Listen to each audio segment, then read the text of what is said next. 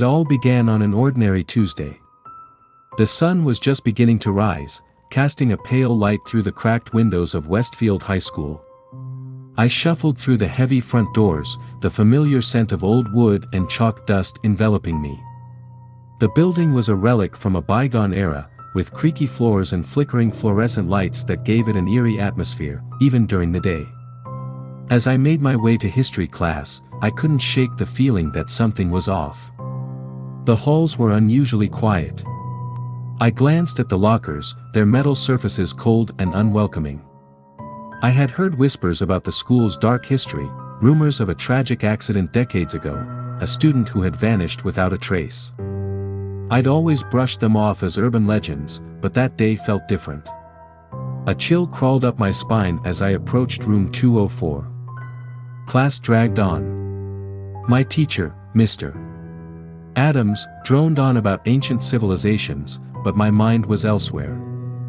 I found myself staring out the window, watching the leaves dance in the wind, when I noticed a figure in the courtyard. A girl, maybe around my age, stood by a tree, her long hair obscuring her face. She seemed out of place, like she belonged to another time. When the bell finally rang, I hurried out, eager to shake off the unsettling feeling that had settled over me. I rushed past the girl, who looked up just as I passed. Her eyes were hollow, as if she were staring right through me. I felt a jolt of fear but quickly dismissed it as my imagination. The following days were a blur of classes and rehearsals for the upcoming school play. Yet, every time I walked the halls, I sensed something watching me. I began to hear whispers echoing through the corridors, faint but unmistakable. They seemed to come from nowhere, always just out of reach, like shadows lurking in the corners of my mind. One evening, after rehearsals, I found myself alone in the school. The air was heavy with silence as I packed my bag. The fluorescent lights flickered ominously, and I could have sworn I heard a giggle echo down the hallway. I hesitated, glancing toward the source of the sound. My heart raced as I tiptoed down the corridor, curiosity gnawing at me despite the fear that gripped my chest. As I turned the corner, I saw her again, the girl from the courtyard. She was standing in front of a locked door at the end of the hallway, her back to me. "Hey!" I called out, my voice shaky. She didn't respond, didn't even move. I felt a compulsion to approach her, an urge I couldn't explain. With each step, the air grew colder, wrapping around me like a vice. When I reached her, I hesitated. "Are you okay?" I asked softly. She slowly turned around, revealing a face that was pale and gaunt. Her eyes were dark voids, filled with sorrow and despair. I took a step back, my pulse pounding in my ears. "Who are you?" "I'm trapped," she whispered, her voice barely audible. "You have to help me." The fear surged through me, and I turned to run, but the hallway seemed to stretch endlessly. The whispers grew louder, swirling around me, pulling me back toward her. I stumbled, feeling an icy grip on my arm. "Please," she cried, her voice a mixture of pain and urgency. "You have to listen." With a surge of adrenaline, I broke free and dashed toward the exit. My heart raced as I burst through the doors and into the cool night air.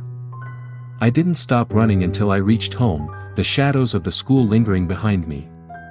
The next day, I tried to shake off the encounter. My friends laughed and joked, but I felt distant, haunted by the girl's desperate plea. I needed answers. That afternoon, I scoured the library, digging through old yearbooks and newspaper clippings. What I found chilled me to the bone. A girl named Emily Carter had indeed gone missing in 1972. The story was tragic. She had vanished after a school play rehearsal. They never found her body. That night, sleep evaded me. I could hear the whispers calling from the depths of my mind, echoing Emily's plea for help. I decided I had to confront my fears. The following evening, I returned to the school, heart pounding. The halls were dark and foreboding, and every creak of the floorboards echoed like a warning. I made my way to room 204, where Emily had last been seen. As I entered, the air felt thick, charged with a strange energy. I called out, my voice trembling. "Emily? Are you here?" Silence enveloped me, and for a moment, I thought I'd made a terrible mistake. Then, the whispers returned, swirling around me like a storm. "Help me," they echoed, and I felt a cold breeze brush past me. Summoning every ounce of courage, I spoke again. "What do you need? How can I help you?" Suddenly, the lights flickered, and I saw her, a figure materializing in front of me, translucent and glowing faintly. "Find me," she pleaded, her voice filled with anguish. "I'm trapped in the walls of this school." My breath caught in my throat as realization washed over me. I needed to find out what had happened to her, to uncover the truth hidden within the school's walls. I promised to help her, feeling a strange bond forming between us. Over the next few weeks, I delved deeper into the mystery, piecing together Emily's story. I spoke to teachers and students, gathering fragments of her past. I learned about her dreams, her struggles, and the friendship she'd shared with another girl, Sarah, who had been her closest confidant. But as I dug deeper, I realized that Sarah had been implicated in Emily's disappearance. One stormy night, I found myself back in the school, armed with the knowledge I had gathered. I made my way to the old theater, where the final performance of the school play had been held the night Emily vanished. The air was thick with tension as I stood on the stage, the ghostly whispers swirling around me. "Emily!" I called out, desperation lacing my voice. "I'm here. I want to help you." A gust of wind swept through the theater, and Emily's spirit appeared, her face twisted with sorrow. "You have to find Sarah," she urged. "She knows what happened." I hesitated, fear gnawing at me. "But, she's gone, isn't she?" Emily shook her head.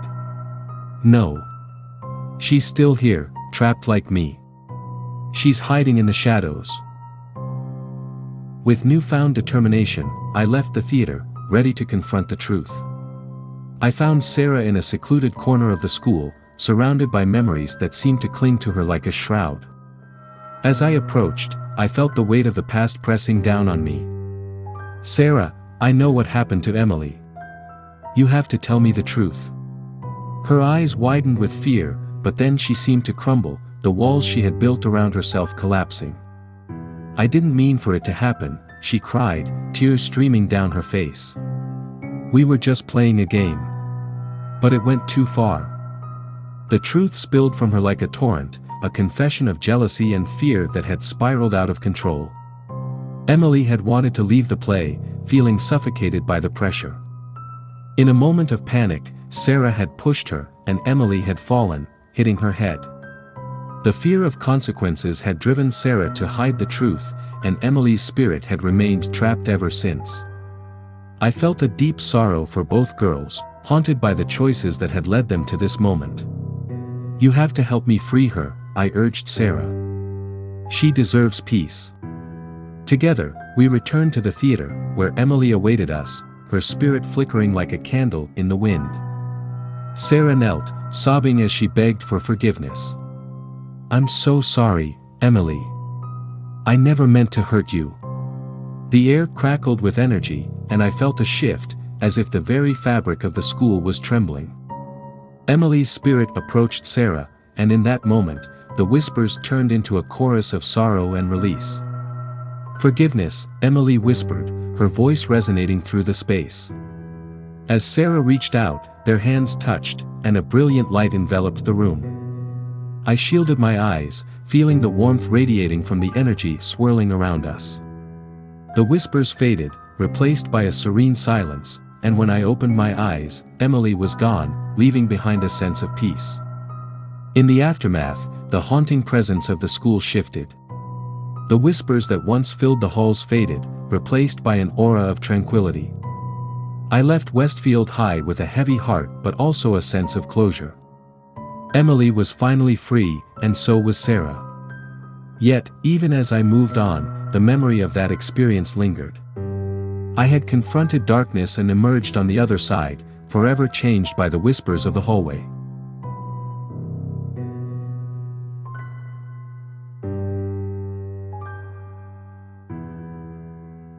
The moment I stepped through the arched stone entrance of Crestwood Academy, a sense of foreboding washed over me.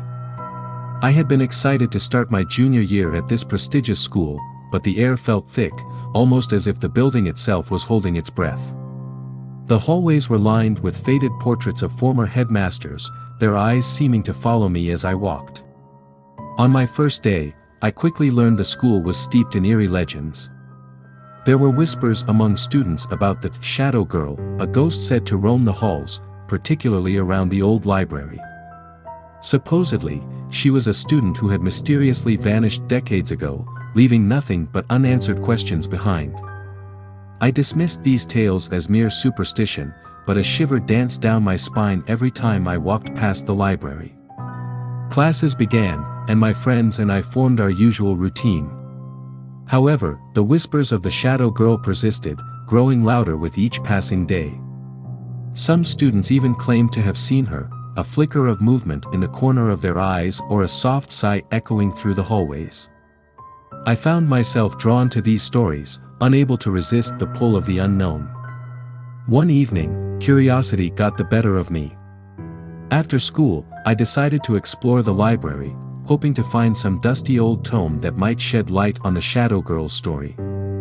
The air inside was stale, the only sounds coming from the creaking shelves and the faint rustle of pages turning as if the books were alive. I felt a strange energy, a magnetic pull towards the back of the library where the oldest books were kept. As I wandered deeper into the stacks, I stumbled upon a hidden alcove.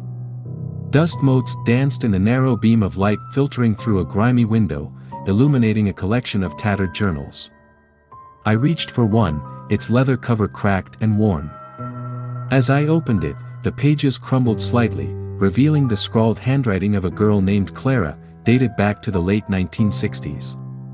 Clara wrote about her life at Crestwood, her dreams, her fears, and her growing obsession with a secret she had uncovered. As I read on, my heart raced.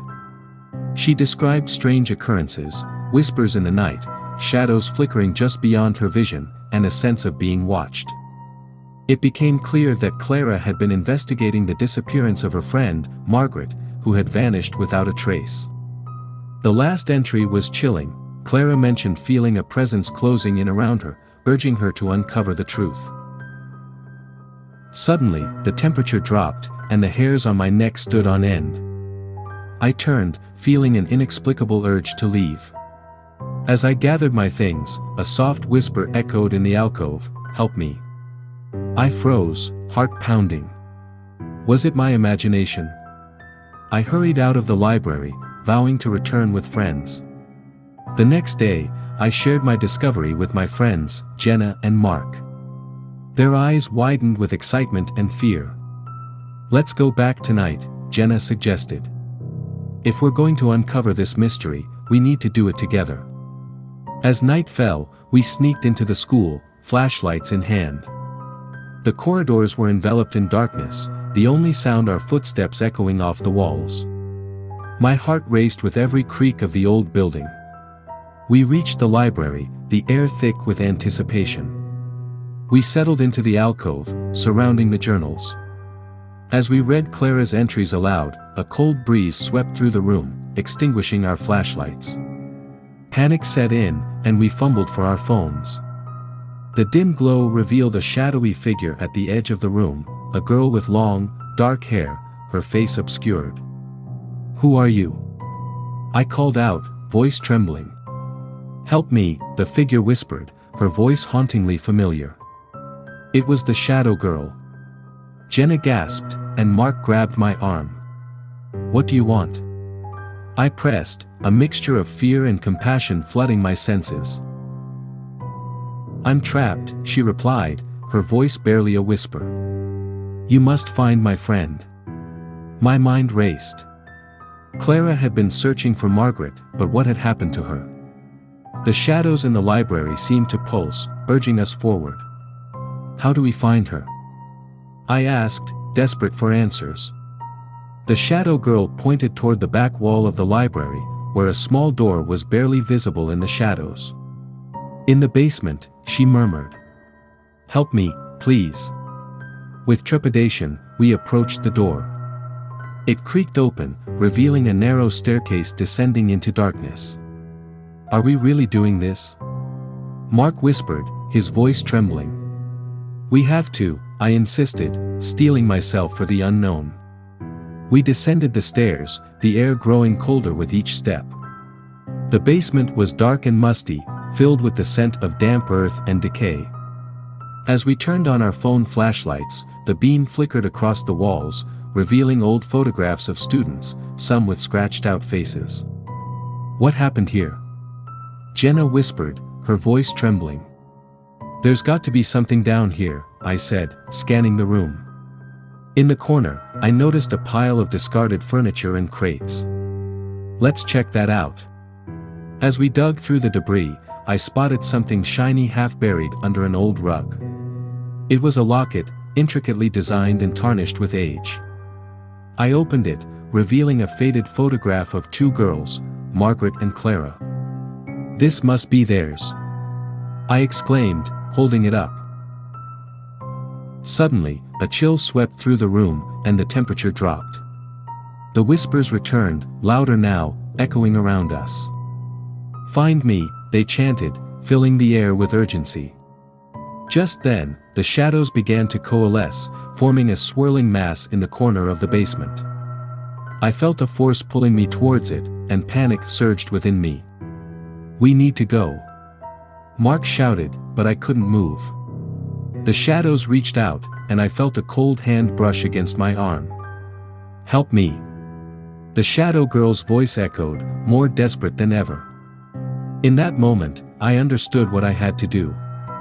"We need to help her find peace," I urged Jenna and Mark.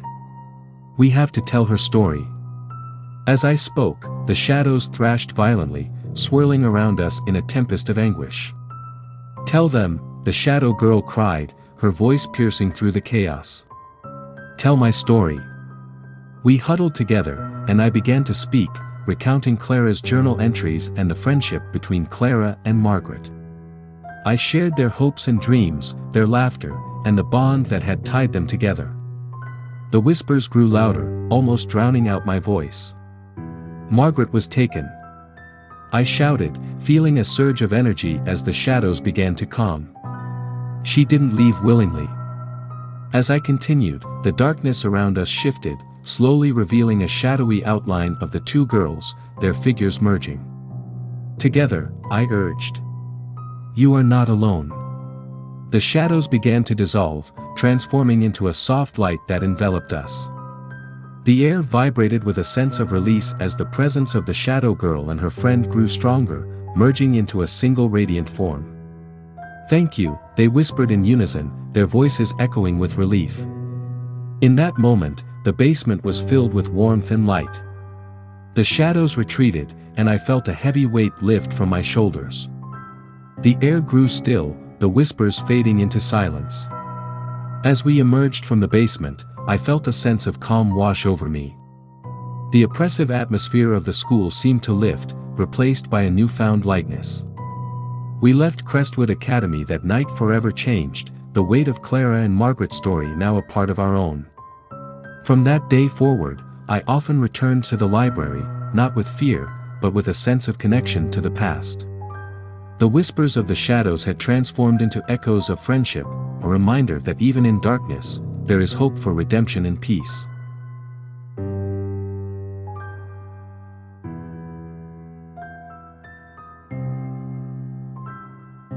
From the moment I set foot in Maplewood High, I felt it, a strange energy in the air, thick with tension and whispers of the past. The school was old, built in the 1950s, with long, echoing hallways and classrooms filled with relics of history. The faded photographs lining the walls seemed to tell stories of those who once walked here, but one story loomed larger than the rest, the tale of a girl named Lily who had vanished mysteriously decades ago. Lily was said to haunt the school, wandering the hallways searching for something, someone. Many students claimed to have seen her, a fleeting glimpse of a girl in a white dress with long, flowing hair. I had always been skeptical of ghost stories, but there was an unsettling feeling that clung to me, particularly as I navigated the empty halls after school, when the echo of my footsteps was the only sound. It was late October, and Halloween was approaching, adding an extra layer of excitement and dread to the atmosphere. My friends, Mia and Jake, had invited me to join them for a Halloween scavenger hunt, and the thrill of exploration pulled me in. The plan was to investigate the rumored haunted spots around the school, including the infamous basement where Lily was last seen. That Friday evening, we gathered in the school parking lot, flashlights in hand, our laughter mingling with the cool autumn air. As we crept through the side entrance, the old building creaked and groaned, almost as if it were alive. I felt a shiver run down my spine, but I shrugged it off, trying to focus on the fun ahead. We ventured through the empty classrooms, shining our lights on dusty desks and peeling posters. The atmosphere was electric, our nerves heightening the thrill of our adventure. But as we descended the stairs to the basement, a heavy silence enveloped us. The air grew colder, and my breath came out in visible puffs. "Are you sure about this?" Mia whispered, her voice barely audible in the stillness. "Come on, it'll be fun," Jake replied, trying to mask his own unease. We reached the bottom of the stairs, and I felt a strange sensation wash over me. The basement was dimly lit, filled with shadows that seemed to shift and dance in the corners of my vision. I shone my flashlight around, illuminating old lockers and storage crates, each holding remnants of the school's forgotten past. Suddenly, we heard it, a soft, melodic humming, like a distant lullaby.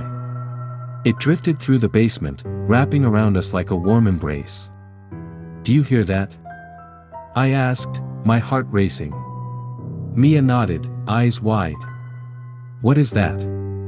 Jake shrugged, a nervous grin plastered on his face. "Probably just an old pipe or something." We ventured further into the basement, drawn by the haunting sound. As we rounded a corner, the humming stopped abruptly, leaving an eerie silence in its wake. "This is creepy," Mia said, clutching my arm. Just then, a cold gust of wind swept through the basement, and I felt an inexplicable chill run through me. My flashlight flickered, and I glanced at the others, who were equally on edge. "Maybe we should head back," I suggested, but before we could turn around, we heard a soft voice whisper, "Help me." The word sent chills down my spine. I glanced at Mia and Jake, their faces pale. "Did you hear that?" I whispered. "Yeah," Jake said, his voice shaky. "What do we do?" "We have to see where it's coming from," I urged, feeling a strange pull toward the sound. It was as if the voice was calling to me, beckoning me to uncover a hidden truth. We moved cautiously, our flashlights illuminating the way as we followed the sound. It led us to a small, dusty room in the back of the basement, its door slightly ajar.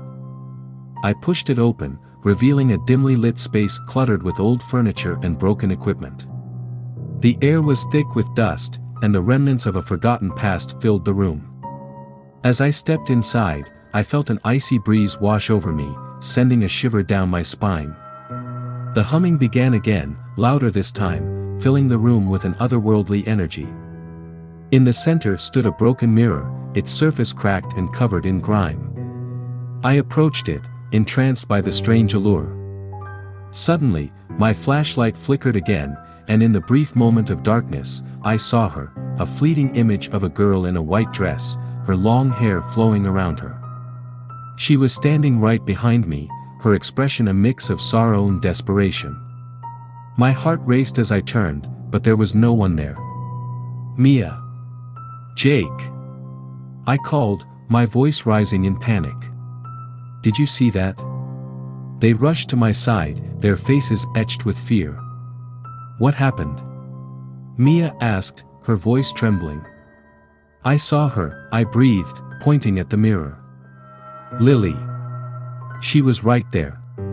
Jake stepped closer to the mirror, his brow furrowed in concentration. "Maybe it's a reflection." Can you see her in the glass? I leaned closer, squinting into the murky surface. The humming intensified, and for a moment, I felt a connection, a pull toward the girl trapped within the mirror. "Lily, what do you want?" I asked, my voice steady despite my fear. The air around us shimmered, and the voice whispered again, "Help me." In that moment, a wave of sadness washed over me. It was as if I could feel Lily's pain, her longing for freedom. I glanced at my friends, determination surging within me. "We have to help her," I said, my voice firm. "We need to find out what happened." We spent the next few hours digging through old files and yearbooks in the library, piecing together Lily's story. She had been a bright student, full of promise, but rumors circulated about her falling into darkness after a series of tragic events. Friends had abandoned her, and she had become isolated, eventually vanishing without a trace. As we learned more, I felt an urgency building within me. Lily deserved to be remembered, and I was determined to give her the closure she needed. "We need to hold a vigil for her," I suggested. "We can invite everyone to remember her and share stories." Mia and Jake nodded, their fear replaced by a sense of purpose. We planned the vigil for the following week, spreading the word throughout the school.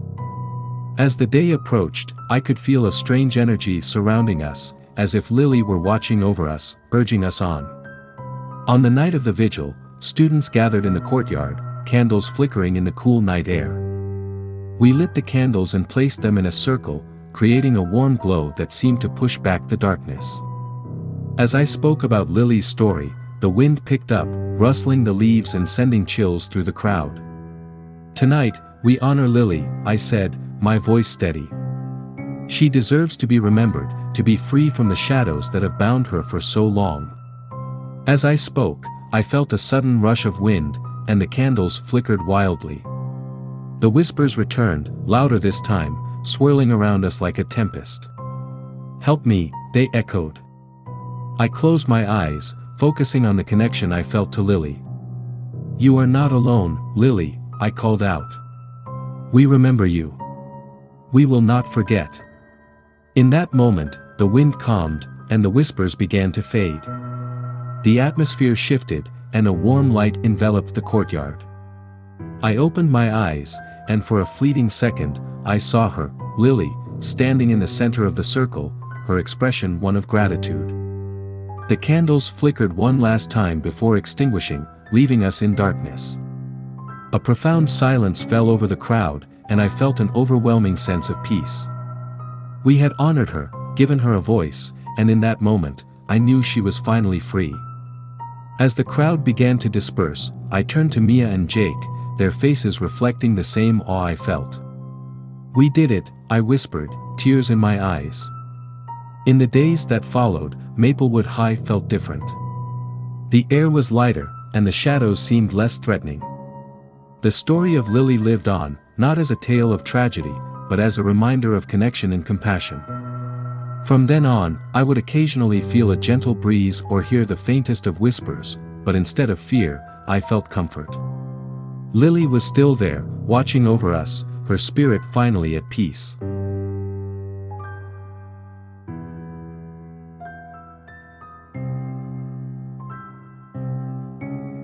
The first day at Ashwood High was supposed to be exciting. As a transfer student, I was ready to make new friends and dive into my studies. But as I walked through the school's ornate entrance, a chill ran down my spine. The architecture was stunning, high ceilings, stained glass windows, and dark wood paneling, but the atmosphere felt heavy, laden with secrets and shadows. Whispers among students quickly caught my attention. There were tales of a girl named Sarah who had vanished from the school nearly 20 years ago.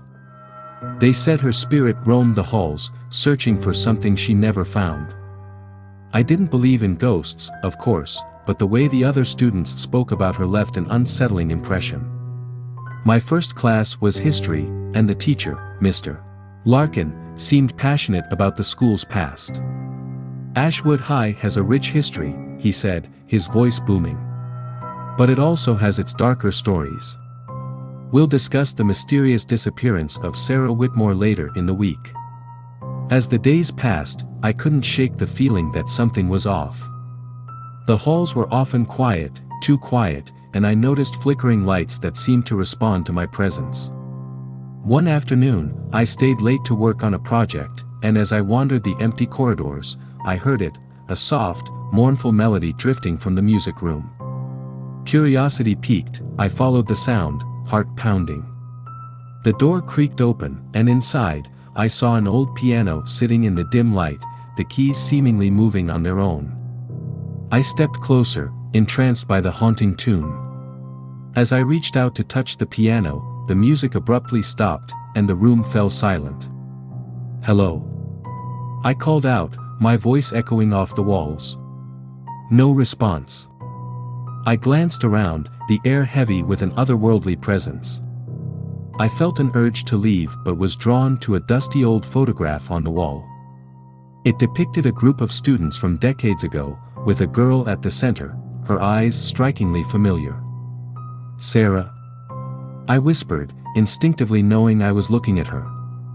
That night, I couldn't sleep. I kept replaying the image of the photograph in my mind. The next day at school, I asked my classmates about Sarah, but most shrugged it off, dismissing her as a rumor. Only one girl, Lily, seemed genuinely interested. "You saw the piano, didn't you?" she asked, her eyes wide with intrigue. "What do you know about it?" I pressed, eager for more. "It said that if you play it, Sarah will appear. Some believe she's trying to communicate," Lily explained, a hint of fear lacing her words. "But it's dangerous. People have gone missing after trying." A shiver ran down my spine, but the mystery only deepened my curiosity. That evening, I decided I had to confront it. I gathered my courage and returned to the music room, armed with my phone for light and a deep breath to steady my nerves. As I stepped inside, the familiar chill enveloped me. I approached the piano, heart racing, and hesitated before placing my fingers on the keys. I started to play a simple melody, and as I did, the room filled with an eerie stillness. Suddenly, a soft voice echoed from the shadows, "Help me." I froze, the music fading into silence. "Sarah?" I called out, trembling. "What do you need?" The temperature dropped sharply, and I could see my breath. A faint outline began to form in front of me, shimmering like heat haze. It was her, Sarah, her face a mixture of sorrow and longing. "I can't find it," she whispered, her voice barely audible. "What are you looking for?" I asked, trying to steady my breath. "The locket," she replied, her eyes wide with desperation. "It holds the key to my freedom." The room darkened, and the shadows around me deepened. "Where is it?" I urged, my heart pounding in my chest. "How can I help you?" "Hidden in the walls," she whispered, her form flickering. "Find it before it's too late." Before I could respond, she vanished, leaving me alone in the dim room, my heart racing. I stumbled back, feeling an urgency surge within me. I had to find this locket, whatever it was my only chance to help her. The next day, I scoured the school, searching for clues. I talked to the janitor, an elderly man who had worked there for decades. He seemed to know more than he let on. "The old parts of the school hold many secrets," he said cryptically. "Just be careful what you dig up." That evening, I returned to the music room, feeling a sense of determination. I inspected the walls, tapping and listening for hollow spots. Finally, I found it, a small panel hidden behind a dusty shelf. With trembling hands, I pried it open, revealing a dark, narrow space. Inside, I found a small, ornate locket. It was tarnished but beautiful, engraved with intricate designs. My heart raced as I held it, realizing it was the key to freeing Sarah. I took a deep breath and headed back to the music room. As I entered, the temperature plummeted again. I placed the locket on the piano and began to play a soft melody. The shadows thickened, swirling around me. "Sarah!" I called, desperation in my voice. The air shimmered, and she appeared once more, looking more solid than before.